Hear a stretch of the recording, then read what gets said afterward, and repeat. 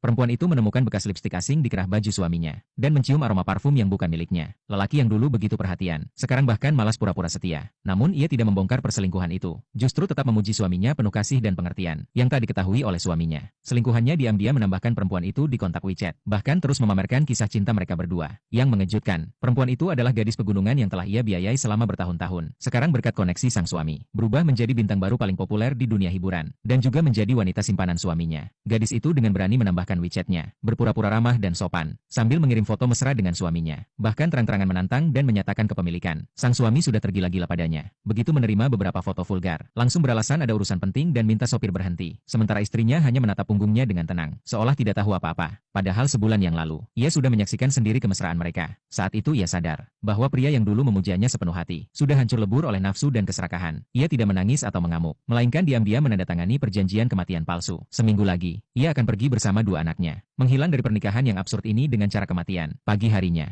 ia masih dengan lembut mengingatkan suaminya untuk menjemput anak-anak sepulang sekolah. Tapi saat itu, sang suami sedang sibuk memilih perhiasan untuk selingkuhannya. Benar saja, tak ada yang menjemput dua anak mereka saat pulang sekolah. Perempuan itu akhirnya harus turun tangan sendiri menjemput mereka, lalu memutuskan membawa anak-anak bertemu ayahnya untuk terakhir kali. Karena besok adalah hari keberangkatannya ke luar negeri dengan identitas baru. Tak disangka baru saja masuk kantor suaminya, ia langsung dikelilingi para karyawan. Semuanya membelanya dengan penuh simpati. Bahkan asisten pribadi suaminya memberinya kunci kantor, menyiratkan bahwa ia boleh masuk. Perempuan itu menitipkan anak-anak pada rekan kerja, dan berjalan sendiri menuju pintu itu. Saat ia mendorongnya pelan, sang suami langsung berkeringat dingin. Selingkuhannya bersembunyi di bawah meja. Wajahnya panik tak karuan. Perempuan itu langsung melihat pakaian yang berserakan di sofa. Tapi ia menahan amarah dalam hati. Ia hanya dengan lembut mengingatkan suaminya soal anak-anak, lalu berbincang ringan sebentar, dan berbalik pergi. Semata-mata untuk menjaga sisa harga diri mereka berdua. Sang suami mengira ia berhasil menutupi semuanya. Tanpa tahu, itulah terakhir kalinya mereka akan bertemu seumur hidup. Hari perayaan ulang tahun pernikahan pun tiba. Sang suami dan selingkuhan masih bermesraan di ruang istirahat. Gadis itu bahkan dengan percaya diri merekam video, mengaku sebentar lagi akan menjadi istri sang CEO, dan berkata ulang tahun pernikahan kelima ini akan menjadi akhir dari hubungan mereka. Sang suami menunggu, namun tetap tidak bisa menghubungi istrinya. Hingga tiba-tiba muncul seorang gadis kecil di atas panggung, membawa sebuah kotak hadiah dan menghampirinya. Katanya ini adalah hadiah ulang tahun dari istrinya. Sang suami mengira itu kejutan, tapi setelah membuka kotak itu, ia melihat sebuah ponsel dan sepucuk surat. Pembawa acara yang tidak tahu apa-apa, mengira ini cara baru mengungkapkan cinta, dan langsung mengumumkan dimulainya acara. Sambil tersenyum mengatakan bahwa siaran langsung sudah dimulai. Hingga surat itu dibuka, semua orang dalam siaran langsung menyaksikan surat perpisahan dari sang istri.